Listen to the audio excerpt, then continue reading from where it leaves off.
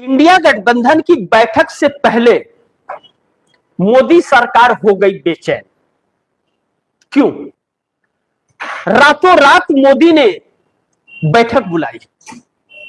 बीती रात मोदी ने पूरी रात में बैठक की, मिनी पार्लियामेंट बिठा दिया, मिनी संसद बैठा दिया था। अब इसमें चर्चा यह हो रही थी कि युवाओं ने 6 तारीख को सड़क पर उतरने का फैसला किया है। धर्मेंद्र प्रधान के इस्तीफे का डेट उनका दिया हुआ 11 दिन का अल्टीमेटम कंप्लीट होता है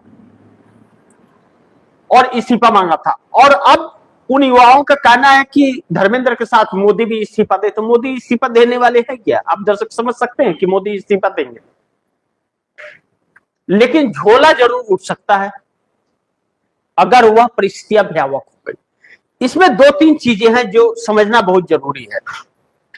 इंडिया गठबंधन की बैठक ऐसे वक्त में हो रही है कि युवाओं में आक्रोश और बेरोजगारों में आक्रोश छाया हुआ है। महंगाई चरम सीमा पर है। देश में 12 मिलियन डॉलर का सोना पहली बार भारत ने बेचा है। पहली बार भारत ने बेचा है आजादी के बाद से। किसी ने सोना बेचा नहीं, किसी भी प्राइम मिनिस्टर ने।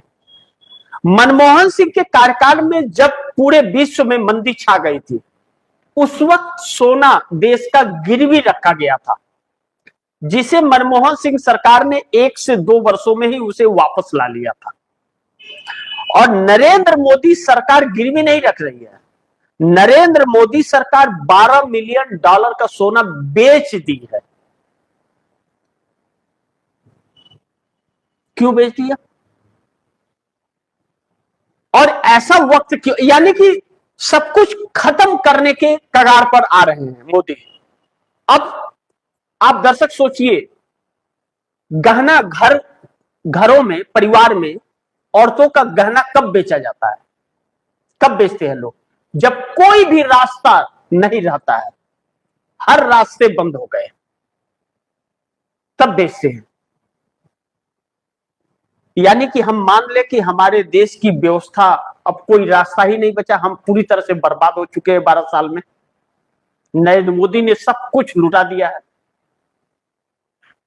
ऐसे वक्त में यह बैठक हो रही है। और दूसरी चीज, इंडिया गठबंधन के जो घटक दल मोदी को पर्दे के पीछे से समर्थन देकर मोदी की सत्ता बनाए रखे थे, ममता बनर्जी, केजरीवाल, शरद पवार, अब केजरीवाल और ममता दोनों राहुल के शरण में हैं।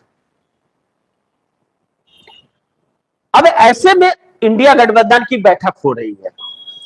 ऐसे वक्त में भी बैठक हो रही है कि कांग्रेस ने साफ कर दिया है कि किसी को भी अगर कांग्रेस के साथ रहना है, गठबंधन में रहना है, तो कांग्रेस के शर्तों पर गठबंधन चलेगा। क्षेत्रीय दलों के शर्तों पर कांग्रेस गठबंधन नहीं करेगी।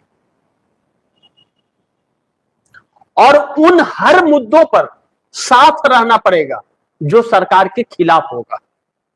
जैसे अडानी के खिलाफ, अंबानी के खिलाफ। अंबानी हमारे देश में पेट्रोल पंप बंद हो रहे हैं और अंबानी विदेशों में पेट्रोल सप्लाई कर रहे हैं। मोदी अडानी को पूरा देश लुटा रहे हैं। वेदांता ने जब अडानी का खिलाफत किया, टेंडर उनके खिलाफ भर दिया, नहीं मिला तो सुप्रीम कोर्ट चला गया, तो उसके ठिकानों पर छापे मरवा रहे हैं कि अडानी के खिलाफ आवाज कैसे उठाया। तो अडानी के लिए तो ट्रंप से समझौता कर लिया मोदी ने, तो अडानी के खिलाफ किसी की हिम्मत नहीं होती बोलने के। शरद पवार कहने लगते हैं कि हमारा तो पारिवारिक संबंध है, अडानी तो हमारा भतीजा है, ऐसे कहने लगते हैं। अडानी कोई मुद्दा थोड़ी है, मतलब देश लूट रहा है और वह मुद्दा नहीं है। इस देश की सबसे ज्यादा सब्सिडी अडानी को दी जा रही है और मुद्दा नहीं है। ऐसे में कांग्रेस किसी से समझौता करने को तैयार नहीं है। अगर सभी समझौते जो कांग्रेस के मुद्दे उठाए गए हैं, पेपर लीक का मुद्दा हो, धर्मेंद्र प्रधान के इस्तीफे का मुद्दा हो, ट्रेड डील का मुद्दा हो, बेरोजगारी का मुद्दा हो, सीबीएसई का मुद्दा हो, यह सारे मुद्दों पर जो साथ रहेगा कांग्रेस उसी के साथ रहेगी। अन्यथा अपनी अपनी डफली अपने अपने क्षेत्रों में जाकर के बजा दो। या कांग्रेस की तरफ से क्लियर है। ऐसे वक्त में ममता बनर्जी इस बैठक को बुला रही है और ममता बनर्जी ही सबसे, कांग्रेस ने किसी से बात नहीं किया। अब कहा जा रहा है कि 6 तारीख को होने वाली बैठक 8 जून को होगी, क्योंकि 6 जून को इंडिया गठबंधन के सभी खबरों को नजरअंदाज करके एक इवेंट जो क्रिएटेड किया जा रहा था देश में, कांग्रेस जनता पार्टी के संस्थापक अमेरिका से लैंड कर रहे हैं भारत में। एक सोशल मीडिया पर चली बनी पार्टी लैंड कर रही है जिसे खुद का ठिकाना नहीं है, तो उनका यह खर्च कौन वहन कर रहा है?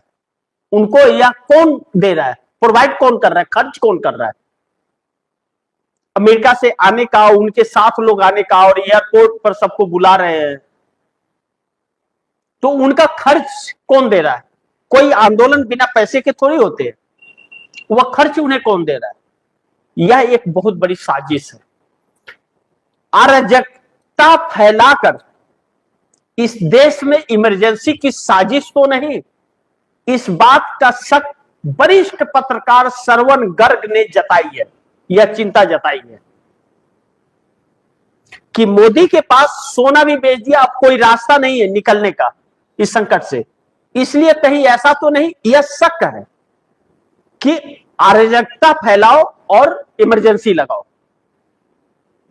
क्योंकि इसके अलावा और कोई रास्ता नहीं बचा है। अगर लग गया तो सभी को जेल में डाल दो। सरकार के गाइडलाइन जो होंगे उतने ही आवाज कोई निकाल सकता है और इससे ज्यादा कोई कुछ बोल नहीं सकता।